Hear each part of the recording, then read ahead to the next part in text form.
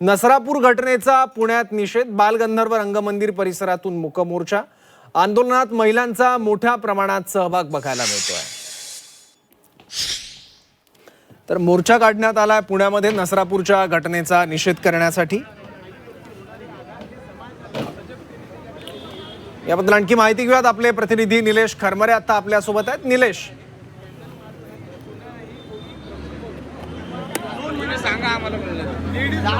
नक्कीच खरं तर या ठिकाणी जर बघितलं तर मोर्चा जो आहे तो या ठिकाणी सुरू झालेला आपल्याला पाहायला मिळतोय। नसरापूर अत्याचार प्रकरणातल्या निषेधार्थ या ठिकाणी हा मोर्चा जो आहे तो सुरू झालेला आपल्याला पाहायला मिळतोय। महत्त्वाचं म्हणजे या मोर्चामध्ये जर बघितलं आपण तर पीडित तरुण चिमुकलीचे आई वडील जे आहेत ते सहभागी झालेले आहेत। त्यांच्याच नेतृत्वाखाली हा मोर्चा जो आहे तो सुरू झालेला आपल्याला पाहायला मिळतोय।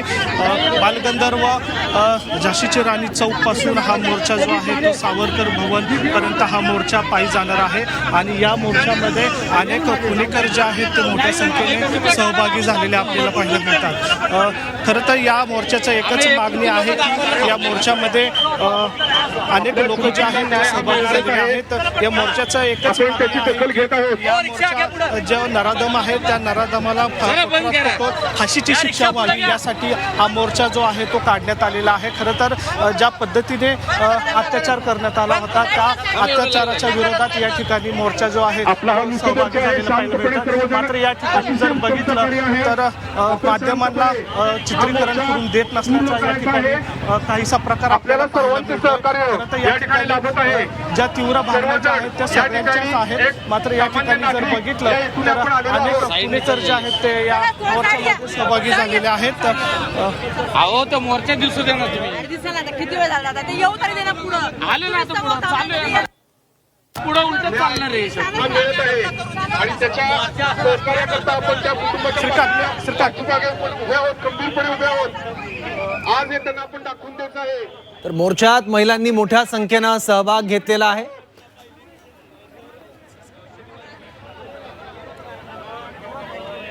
आपल्यासोबत आपले प्रतिनिधी आहेत।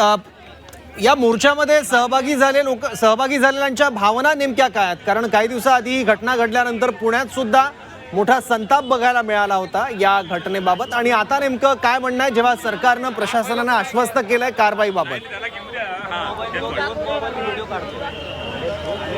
सरकार खरं तर आरोपी हा आहे तो अटकेत आहे। मात्र अशा घटना घडतात जे एखादा आरोपी गुन्हा करतो मात्र कायदेशीर जी प्रक्रिया आहे त्याला थोडासा विलंब लागतो। मग अशा प्रकरणामध्ये आता हे जर नसरापूरचं जर उदाहरण घ्यायचं झालं तर या प्रकरणामध्ये जो नराधम आहे त्यांनी याआधीही 2 असे प्रकार गुन्हे केले होते, मात्र या गुन्ह्यामध्ये तो सुटला होता। त्यामुळे त्याला अशा प्रकारात कायदेशीर कारवाई करत कठोर कारवाई व्हावी ही मागणी जी आहे रस्त्यावर आपण पाहतोय नागरिकांचा रोष व्यक्त करण्याचा हा मार्ग आहे।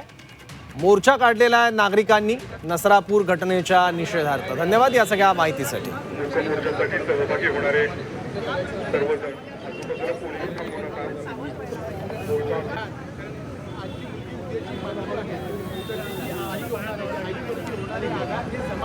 सजगतेने